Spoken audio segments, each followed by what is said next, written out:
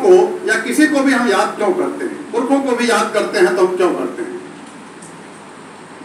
इस सभागार में बैठे हुए तमाम लोग इस बात को महसूस करेंगे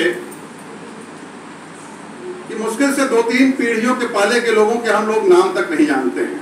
अपनी 2-3 पीढ़ियों के पहले के लोगों के नाम तक बहुत कम लोगों को पता है, और आने वाली पीढ़ी को तो शायद वो भी नहीं मालूम रहेगा। हाँ, फोटो वगैरह के माध्यम से अब सुरक्षा ज्यादा तगड़ी हो गई है तो सुरक्षित रहेंगे, वो अलग बात है। तो हम याद किनको करते हैं? उन पुरखों को याद करते हैं जो पुरखे या जिन पुरखों ने हमारे लिए ऐसा कुछ किया है, समाज के लिए ऐसा कुछ किया है। वे हमारे लिए, हमारे समाज के लिए, हमारे समय के लिए आज भी प्रासंगिक बने हुए हैं। साहित्यिक दृष्टि से जिन पुरखों को स्मरण किया जाता है और जो अग्रगण्य सूची है साहित्यिक पुरखों की, उन अग्रगण्य पुरखों में एक बड़े ही माननीय हम सबके बीच आदरणीय गजानन माधव मुक्तिबोध का नाम है।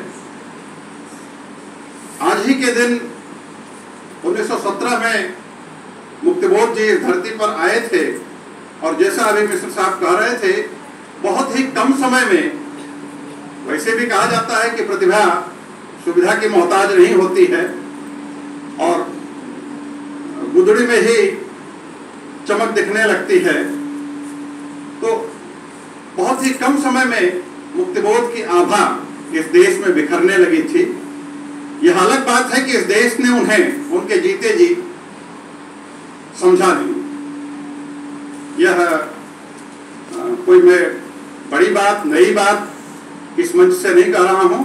तमाम बड़े लोग, आदरणीय पाठक साहब, तमाम कार्यक्रमों के, तमाम ऐसे दृष्टांतों के साक्षी रहे हैं कि तमाम लोगों ने इस बात को महसूस किया है। आदरणीय पांडे सर अशोक वाजपेयी जी को याद कर रहे थे, मैं कहीं पढ़ रहा था। अशोक जी ने लिखा है कि 17 वर्ष की अवस्था में मेरी पहली बार मुक्तिबोध से मुलाकात हुई थी। हम सभी जानते हैं 17 वर्ष की अवस्था क्या होती है। हमारे यहाँ 12वीं पास करके बच्चा आता है, उसके अंदर कैसी चेतना होती है हम अपने विद्यार्थियों को देख करके अंदाजा लगा सकते हैं।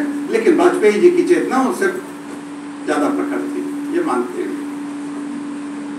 7 साल बाद जब मुक्तिबोध मरणावस्था में थे तो 64 में वाजपेयी जी की मुलाकात दूसरी बार मुक्तिबोध से होती है। बावजूद इसके कि मुक्तिबोध के कर्म से, मुक्तिबोध के नाम से अशोक वाजपेयी जी भली भांति परिचित थे, क्योंकि नेमीचंद जैन जी का जिक्र आया।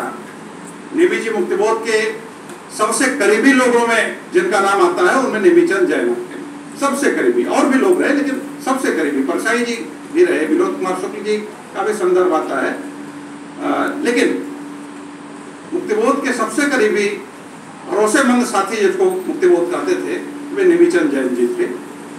नेमी जी के कारण अशोक जी का संपर्क मुक्तिबोध के विचारों से, मुक्तिबोध की चेतना से, मुक्तिबोध के रचना कर्म से, सृजन कर्म से। हाँ, और जब हम अशोक वाजपेयी जी कहते हैं तो अशोक वाजपेयी जी आप सभी जानते हैं कि बड़े ही सक्षम व्यक्ति मध्य प्रदेश शासन में हुआ करते थे। मैं उल्लेख मात्र इसलिए कर रहा हूं कि मुक्तिबोध को जानने वाले, मुक्तिबोध को मानने वाले, और सिर्फ वाजपेयी जी ही नहीं बल्कि यह भी कई जगह प्रसंग आता है। आदरणीय पाठक सर के समक्ष इन बातों को कहते हुए थोड़ा सा सच्चा भी रहा हूं, क्योंकि जब बड़े लोग जहां उपस्थित हो वहां छोटी छोटी बातों का प्रसंग रखना कोई बहुत आवश्यक नहीं है, लेकिन आज का विषय है इसलिए रखना जरूरी है। अज्ञेय का बड़ा सानिध्य मुक्तिबोध को प्राप्त हुआ था। यद्यप वैचारिक रूप से दोनों दो ध्रुवांत थे, लेकिन जिस तार सप्तक की बात मिश्र सर कह रहे थे, उस तार सप्तक में जिन सितारों को बांधने का कार्य अज्ञेय जी ने किया था, उनमें सबसे चमकता सितारा मुक्तिबोध थे। और सबसे ज्यादा प्रसिद्धि उस तार सप्तक के कवियों में अगर कही जाए बात, तो सबसे ज्यादा प्रसिद्धि अज्ञेय के साथ मुक्तिबोध को ही प्राप्त हुई। बाद में भी उस